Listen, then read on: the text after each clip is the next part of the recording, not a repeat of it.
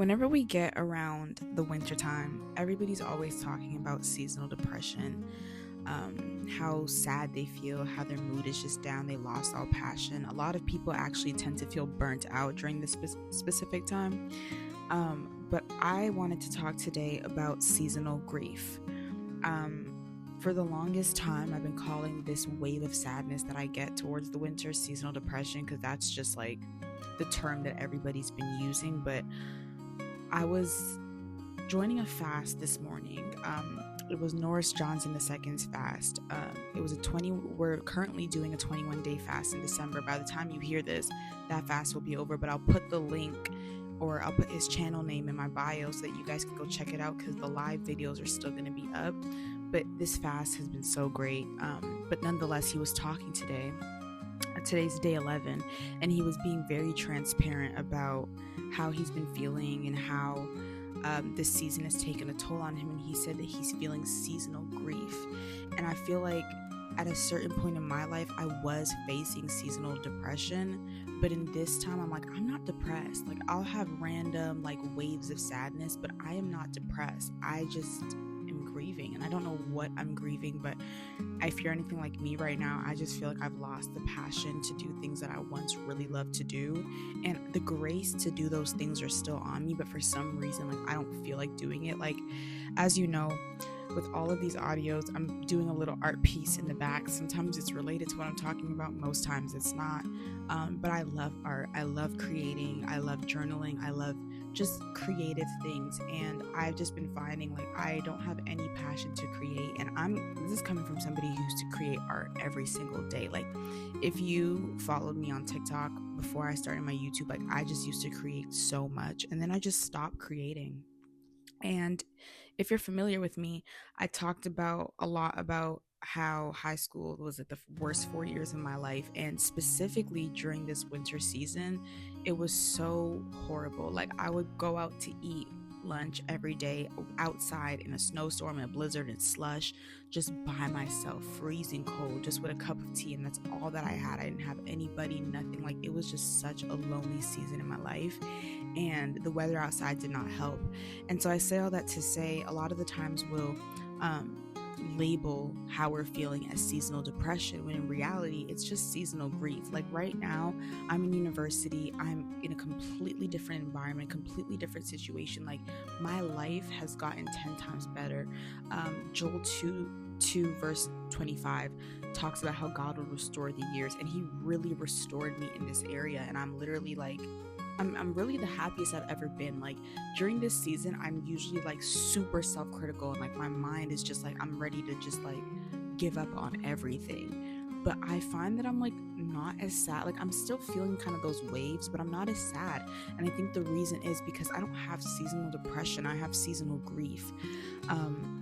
Every time now, since I've got out of that season of high school, every time now that I'm around this season, or I'm dealing with just the winter season in my new era, and the new space that God has put me in, I remember what I've been through. And I think a lot of people try to like force us to forget or force us to just move on, but little things like the weather, little things like the gloom today, little things like a song you listened to 3 years ago, little things like that literally remind you and trigger your brain to go back to that position that you were once in. And it sucks because that flood of emotions come in.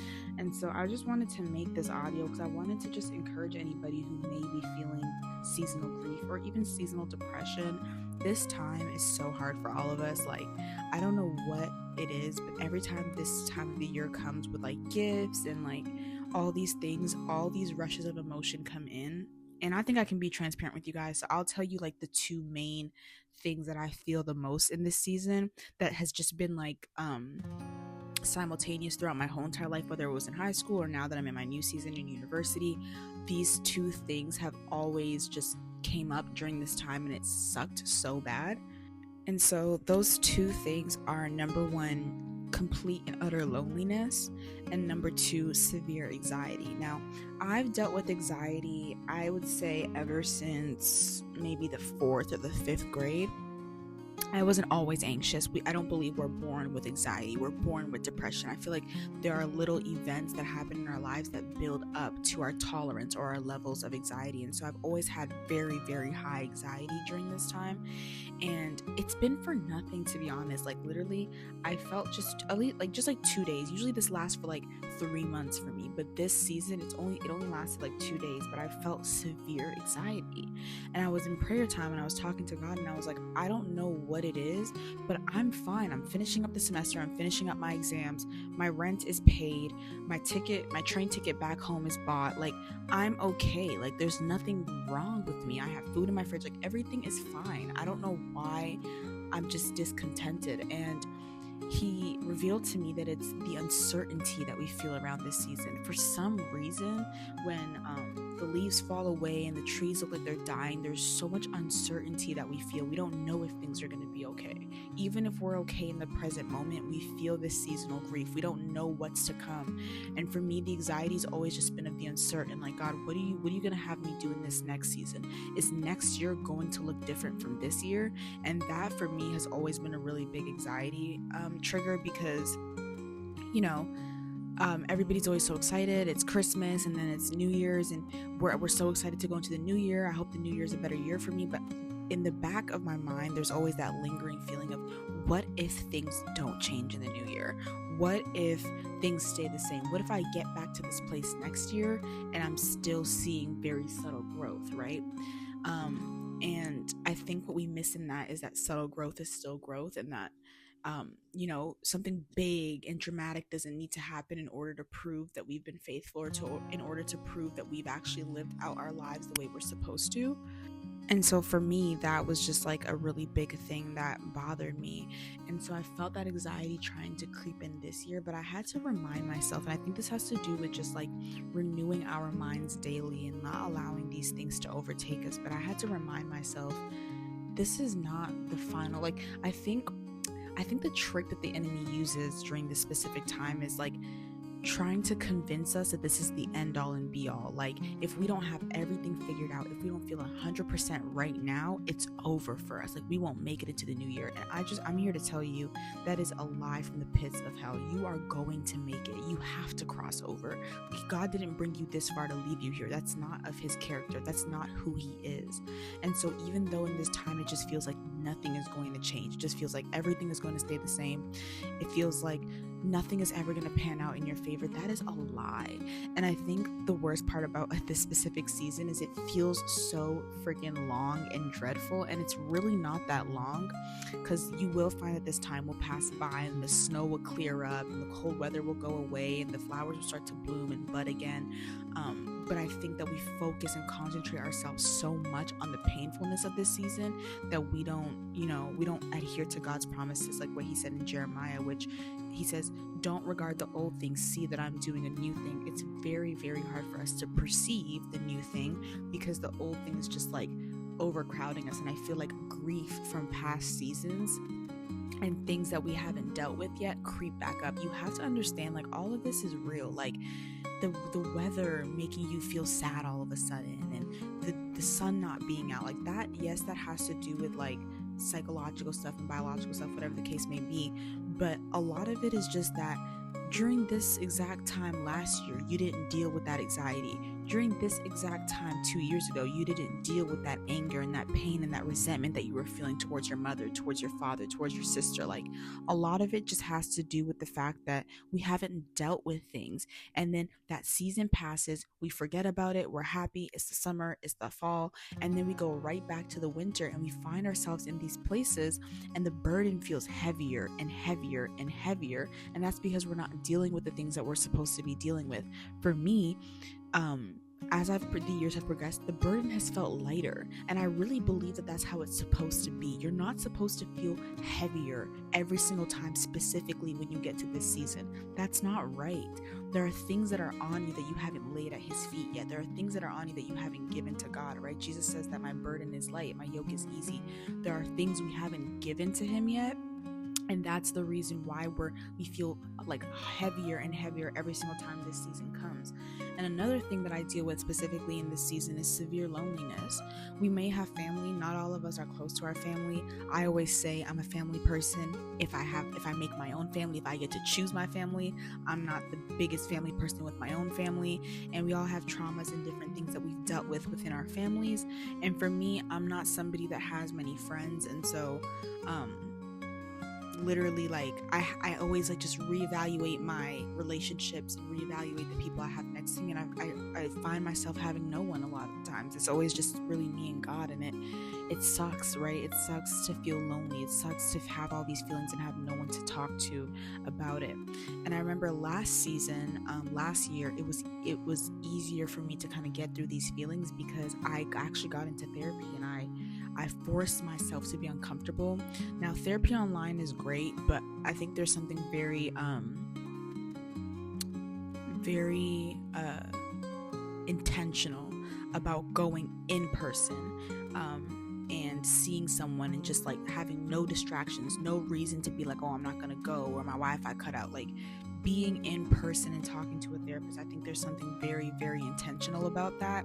And for me, I found that my burden was still heavy, but it got lighter because I had someone to talk to about it. Moving forward, I don't have a therapist this season. I do want to get back into therapy, and I do encourage all of you to do it. If you don't know, I'm in school and I'm studying social work, so I want to go into the mental health field and do Christian therapy. I don't think I could really do therapy for people who don't follow God, because that's my answer to every single problem. But I'm trying to look for a Christian therapist. I think it's important that we also look for help with people that resemble us. Like, it's not easy to fully be honest. Like, if I had a therapist that didn't follow God or didn't know anything that God said, like it would be hard for me to explain, like, I'm trying to trust in God right now, but it's hard, right? Like, it would be hard for me to explain that. And so that's why I recommend just being very intentional about what you do in this season, and knowing that, like, I know it's so cliche, but this really will pass. Like, I think the worst part, like I said before, about this season is it feels like it's gonna last forever. Like, it literally feels like impending doom, and that's the feeling that a lot of people have during this season that made them so scared to move forward. It feels like impending doom, like something is bound to happen that's bad. But what if we approach this season saying, something has to happen, a miracle has to happen by tomorrow morning, a miracle will hit my doorstep before the end of the year. And just stop pressuring yourself to get every single thing done. Seasonal grief, it's not something that goes away in one day. You have to work with it. You have to sit with yourself. Something I love doing on Spotify, which I'll probably link my Spotify playlist down below, but I love listening to my playlist, and it's called Fasting. And I have like Christian instrumental music. I have some of my like very encouraging Christian songs and stuff like that. And like, aside from being a Christian, gospel is very comforting. Like, even in slavery days, like, they literally sang their way out of captivity. Like, that their voice is all they had. Their Bible was all they had. So for me, like, it's deeper than just like, oh, I'm Christian and I'm listening to gospel music. Like, this has freed people, like physically freed people in the past. And so for me, it's important to keep that in your ear. If you're listening to Sade and Rod Wave and all these sad like artists, like, of course you're going to continue to feel sad. You need to listen to encouraging music, and it's really hard to like listen to encouraging music or have something encouraging in your ear when you don't feel okay. And I think it's okay sometimes to sit in those feelings, but don't dwell on them. Don't dwell in them. You feel those feelings, you get up and you choose to change your mind every single day.